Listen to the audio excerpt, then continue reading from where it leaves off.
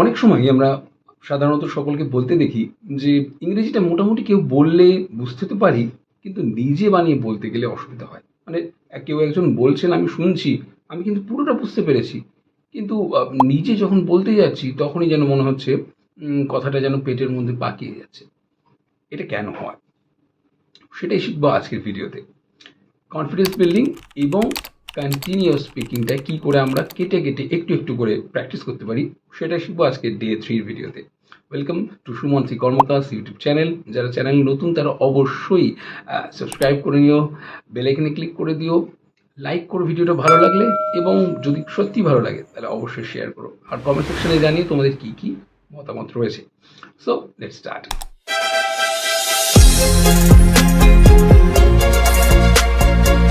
আসলে শোনার ব্যাপারটা অনেকটা প্যাসিভ, অর্থাৎ কেউ বলছে আমি শুনছি।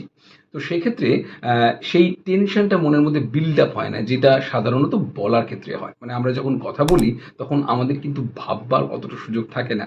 আমাদেরকে কিন্তু সেটা বাংলায় বলি অথবা ইংরেজিতে অথবা হিন্দিতে, যে কোনো ল্যাঙ্গুয়েজে কথা বলার সময় কিন্তু আমাদের কন্টিনিউয়াসলি ভাবতে ভাবতে বলতে হয়, এবং সেটা এতটাই ন্যাচারাল হয় যে আমরা যে ভাবছি তারও অবকাশ থাকে না।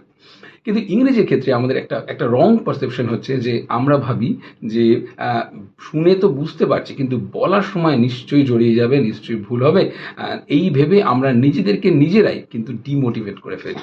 তো এখন থেকে সেটা করব না, আমরা এটাকে একটু মডিফাই করবো, আমরা এটাকে চেঞ্জ করব। সেটা হচ্ছে যে আমরা আসলে নিজেরাই জানি না যে আমরা কিন্তু অনেকটা বলতে পারি। এর প্রমাণ হচ্ছে যখন কেউ বলছে, আমি যখন বুঝতে পারছি সে কি বলছে, আমি নিজে ক্লেম করছি যে কেউ কথা বললে ইংরেজিতে আমি অনেকটা বুঝতে পারি, তার মানে সেই ইংরেজিটা আমার মধ্যে অলরেডি আছে। আমি একটা ছোট্ট অংশ বলছি, তোমরা চেষ্টা করো যে সেটা বুঝতে পারছো কিনা। দেখো, if I speak continuous English, don't you think you will be able to understand what I am saying? I am sure you will. এই যে বলছিলাম কেটে কেটে হোক, ছোট ছোট করে হোক, তোমরা অবশ্যই বুঝতে পেরেছ।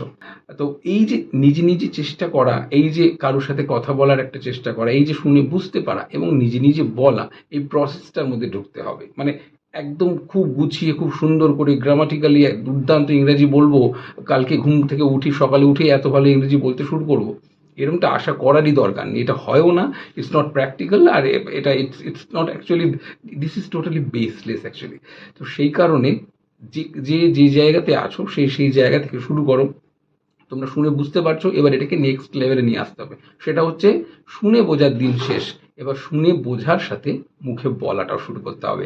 So start speaking English, don't worry about making mistakes at today. আজকের ভিডিওতে এতটুকুই থাকলো, এখানে গ্রামারের কোনো রকম বিষয় ছিল না, জাস্ট একটু একটু মোটিভেশন, আর তার সাথে যে এটা একেবারে সোজা ব্যাপার। আমাদের কিন্তু ভিডিওর একটা ক্যাচ লাইন হচ্ছে ইংরেজি জল ভাত। এটাকে আমরা জল ভাত করেই ছাড়বো, যাতে একজনও যারা আমাদের ভিডিও দেখছে তারা এটা না বলে যে সত্যি ইংরেজি কঠিন। তাদের প্রত্যেককে বলতেই হবে এটা একটা জল ভাত ল্যাঙ্গুয়েজ, আর এটা আমরা শিখেই ছাড়বো। So that's it for this video, will meet in another video. Till then, practice English. All our champions will definitely conquer one day. Tata, ফিরে আসছি একটা নতুন ভিডিও নিয়ে। ইংলিশ জলভাত ল্যাঙ্গুয়েজ।